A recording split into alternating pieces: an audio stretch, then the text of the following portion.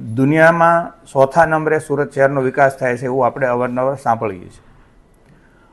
આ શહેરને દર 2-3 વર્ષે ખાડી પૂર આપણને પરેશાન કરે છે, હેરાન કરે છે.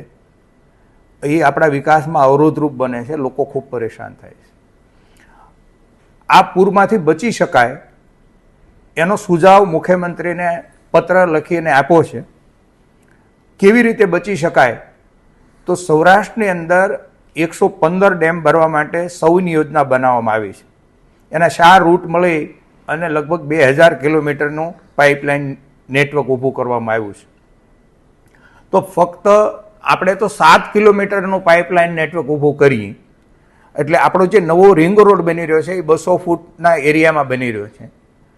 તો વાલક પાસે જે ખાડી ક્રોસ થાય છે ત્યાં આ 2 પાઇપ નાખવામાં આવે છે 12 બાય 12 ફૂટના એરિયાના, જેમાં ટ્રક વયા જાય આવા, અને એને 5000 હોર્સ પાવરના મોટરોથી એ પાણીને ત્યાં સપોર્ટ કરવામાં આવે, પાઇપના નાખવામાં આવે, પ્રેશર કરવામાં આવે.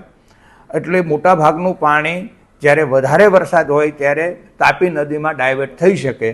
આ પ્રકારનું સૌની યોજનાનું મોડલથી રિંગ રોડથી એક આખું બનાવી અને સુરતને કાયમી ખાડીપુરમાંથી બચાવી શકાય છે.